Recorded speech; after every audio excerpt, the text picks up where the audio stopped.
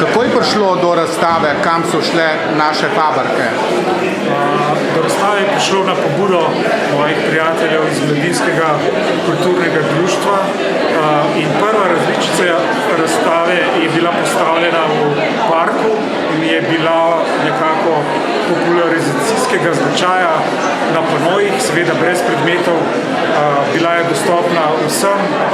Postavili smo tudi poseben predalček, kjer smo zbirali kontakte ljudi, maile in pa njihove telefonske številke. Na podlagi teh kontaktov smo nadaljevali. Obiskal sem kar precejšnje število nekdanjih zaposlenih v teh tovarnah, ki so mi izročali fotografije, dokumente, kakšne predmete. Zapisal pa sem tudi njihove spomine na delo v teh 7 ključnih kamniških tovarnah. Kater park je bil to? To je bilo v parku Evropa, poleg železniške postaje Kamnik. In kakšen je bil odziv? Odziv je bil seveda dosti dober, tudi precej odmevov, precej se je nabralo teh listkov z kontakti. Včasih je ljudem težko priti v muzej, se pa tukaj je bilo pa seveda pretočnost ljudi zelo velika, ker je bila razstava na frekventnem kraju. Pri pripravi te razstave ste imeli tudi nekaj težav, ne? Katere mislite? Da vas niso pustili v tovarne, da ste težko zbirali te predmete. Ja, to je bilo še pred leti, nas niso pustili v tovarno Utok, ker so skušali nekako zabrisati sledi. Moram pa reči, da te tovarne, kar jih je še preostalo, so pa ki še delajo, so bile pa naklonjene temu projektu, recimo ETA, Svilanit in Tita.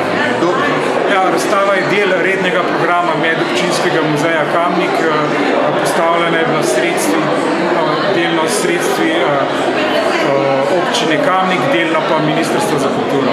Kakšen je pa pravzaprav namen te razstave? Ja, radi bi ohranili spomin na to obdobje nedavno. Ne nazadnje smo bili vsi prebivalci Kamnika tako ali drugače povezani. Od njih so pač delali naši starši ali so bili udeleženci sami ali pa se iz njihovih prihodkov denar stekal v proračun za vse ostale tudi družbene dejavnosti. Vse je bilo seveda prepleteno s to tovariško proizvodnjo. In kakšni so načrti? Fajn bi bilo, če bi vsaka tovarna dobila svojo razstavo. Samostojno, gradiva je dovolj, ljudje so še živi, radi zaupajo svoje spomine, tako da je tukaj odprta opcija, da dobi res vsaka fabrika svojo samostojno predstavitev. Na otvoritvi je bilo nekaj rečeno, da bi se te stare fabrike namenile v kulturne namene. Ja, tudi to je opcija. Recimo, moja želja bi bila tudi, da bi to ožje jedro, recimo na Borutani, kjer so ohranjeni še stari stroji, gre za 5-tonske drop, recimo, da bi se stroji in te lokali zaščitili v smislu parka neke industrijske dediščine. Ne glede na namembnost teh zemljišč, ki jo bodo dobile, bi bilo v vsakem primeru dobro, da se to zaščiti in to bi bila seveda dodana vrednost za karkoli, najbolj športna ali pa rekreativna ali pa kulturna dejavnost. Potem lahko zelo pozitivno zaključiva, da imate vsestransko podporo pri tem projektu. Zaenkrat da, bomo pa videli v prihodnosti.